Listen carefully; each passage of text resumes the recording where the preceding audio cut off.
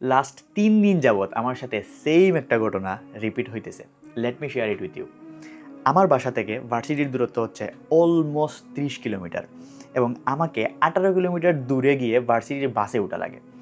এখন ভার্সিটির বাস প্রতিদিন 8টা 9টা 10টা 11টা 12টা এইরকম 1 ঘন্টা পরে পরে আসে এবং স্টার্টিং পয়েন্ট থেকে আমার পয়েন্টে আসতে ভার্সিটির বাসের সময় লাগে অলমোস্ট 15 থেকে 18 মিনিট এরকম। এখন আমাকে 18 কিলোমিটার জার্নি করে যাওয়া লাগে ওই জায়গায় এবং 18 কিলোমিটার রাস্তা ভাঙা এই সকল মিলিয়ে আমাকে যাইতে সময় লাগে, গাড়ি পেয়ে গেলে সময় লাগে অলমোস্ট 40 থেকে 45 মিনিট। এখন 9টার বাস ধরতে হলে আমাকে বের হওয়া লাগবে অলমোস্ট 8টা 20-এ গাড়িতে ওঠা লাগবে। এই জন্য আমি 8টায় বাসা থেকে বের হওয়া লাগে, কিন্তু লাস্ট কয়েকদিন যাবত আমি এটা করতে পারতেছি না, সামহাও লেট হয়ে যাইতেছে এবং আমি 8টা 30-এর দিকে বের হইতেছি 9টার বাস ধরার জন্য। So it's pretty impossible right যে আমি ভার্সিটির বাস পাবো। কিন্তু লাস্ট 3 দিন এর মধ্যে প্রথম 2 দিনের ঘটনা খুবই ইন্টারেস্টিং, যে আমি বাসা থেকে বের হওয়ার পরে গাড়ি পাইতেছি না, তো পাইতেছি না, পাওয়ার অনেক লেট হইতেছে, অনেক লেট করে যাইতেছি, গাড়ি পাচ্ছি তারপরে গেলাম। এবং 2 দিন সেম কাহিনী করছে, আমি গাড়ি থেকে নামার পরে দেখি বাস আমার পয়েন্ট ক্রস করতেছে। মানে জাস্ট যদি 1 মিনিট বা 2 মিনিট লেট হইতো, I may miss the bus, আমি হয়তো আমার বাসটা মিস করে ফেলতাম। কিন্তু জাস্ট মানে এত বেশি টাইমিং মিলছে যে আমি গাড়ি থেকে নামছি এবং বাসে উঠছি, এইরকম কাহিনী। So it's not a coincidence. আমরা কুইন্সিডেন্স বিলিভ করি না, প্রত্যেকটা জিনিসই আল্লাহর প্ল্যান।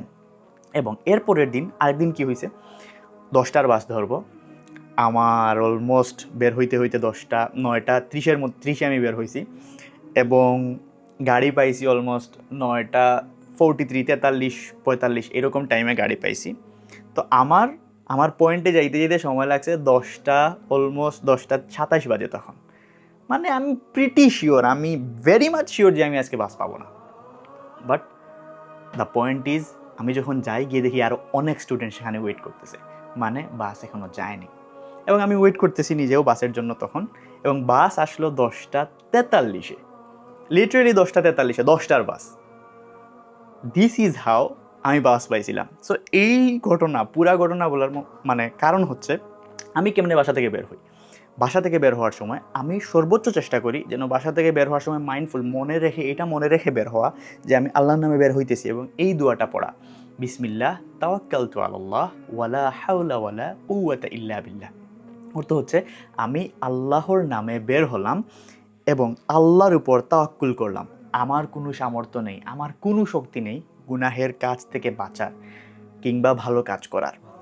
এইটা যখন আমরা বলি, রাসূল সাল্লাল্লাহু আলাইহি সাল্লাম বলেন, তখন আমাদেরকে বলা হয় তারা হেদায়েতপ্রাপ্ত হলো, মানে যেইটা বলছে সে হেদায়েতপ্রাপ্ত হলো, তাকে রক্ষা করা হলো এবং তাকে নিরাপত্তা দেয়া হলো। এবং একজন শয়তান আরেকজন শয়তানকে তখন বলে, তার তুমি কি ক্ষতি করতে পারবা যাকে পথ দেখানো হয়েছে, নিরাপত্তা দেয়া হয়েছে এবং রক্ষা করা হয়েছে। এবং আমি চেষ্টা করি এইটা বলে বের হওয়ার, এবং গাড়িতে ওঠার পরে বিসমিল্লাহ সুবহানাল্লাযী সাখারা লানা হাযা ওয়া মা কুন্না লাহু মুকরিনিন ওয়া ইন্না ইলা রাব্বিনা লামুনকালিবুন, এইটা পড়ে আমি যাওয়ার চেষ্টা করি। এখন আই বিলিভ আমাকে এটা অনেক বেশি হেল্প করে। এটা পড়ি কি শুধুমাত্র আমি বাস পাওয়ার জন্য? Not necessarily. বাস আমি নাও পাইতে পারি, যেমন আজকে আমি মিস করছি। সো এইটা পড়ি কারণ আমরা যখন বাসা থেকে বের হই তখন আমরা পূর্ণ তাওয়াক্কুল আল্লাহর উপর করি। যখন আল্লাহর উপর আমরা তাওয়াক্কুল করে বের হইতেছি তখন আমার আর টেনশন কাজ করে না, কারণ আমি বাস পাইতেও পারি নাও পাইতে পারি, গাড়ি পাইতেও পারি নাও পাইতে পারি, কোনো জিনিস আমার হাতের মধ্যে নাই। আমি হয়তো একটু আগে বের হইতে পারি কিন্তু বাকি কোনো জিনিস আমার হাতের মধ্যে নাই। গাড়ি আসতেও পারে নাও আসতে পারে, দেরিতে আসতে পারে, আগে আসতে পারে, মিস করতে পারি। কিন্তু যখন আমরা পূর্ণ তাওয়াক্কুলটা আল্লাহর কাছে করতেছি তখন আমরা অলমোস্ট ফ্রি হয়ে যাইতেছি টেনশন থেকে। কিন্তু আগে আমি অনেক বেশি টেনশন করতাম, কিন্তু এখন যখন আমরা টেনশন করা বাদ দিয়ে দিছি, লাইফ বিকাম ইজিয়ার। সো এইটা আমরা করতে পারি। এখন বাস্তব আমরা নাও পাইতে পারি, না পাইলে কি আমরা কি করব? এখন কিছু তো করার নেই, এবং না পাওয়াটাই আমি ধরে নেই। যখন পাই এটা আলহামদুলিল্লাহ, যে আল্লাহ আমাকে ব্লেস করছেন, আল্লাহ আমাকে মানে দয়া দেখাইছেন, এই জন্যই তো আমি পাইছি। সো আমরা অনেক বেশি শুকরিয়া আদায় করতে পারি। আর আরেকটা জিনিস হচ্ছে, যখন মানে আপনার কোনো কিছু আছে, মানে যেটা আপনার রিজিকের মধ্যে আছে সেটা আপনি পাবেনই যেভাবেই হোক। আপনি চিন্তা করেন আপনার প্রত্যেক দিন আপনার সাথে এমন অনেক ঘটনা ঘটে, এই জিনিসগুলো যদি আপনি বিশ্লেষণ করেন, একটু চিন্তা করেন, তাহলে আপনি আরও বেশি আল্লাহর কাছে মানে গ্রেটফুলনেস দেখাইতে পারবেন, আরও অনেক বেশি আপনি শুকরিয়া আদায় করতে পারবেন। ধরেন আপনার সামনে খাবারের জন্য প্লেট আসছে, এখন আপনার সামনে ভাত রাখা আছে, চিন্তা করেন জাস্ট, এই ভাতটা কোন জমিনের মধ্যে চাষ হয়েছে, কারা এটা প্রডিউস করছে, কারা এটা একদম ঠিক করে নিয়ে আপনার সামনে রাখছে, এবং এইটা আপনার রিজিকে ছিল, এই জন্য আপনার সামনে আছে। এবং আপনার রিজিকের প্রত্যেকটা জিনিস শেষ না করা অবধি আপনি এই দুনিয়া থেকে যাবেন না। So why we are tensed?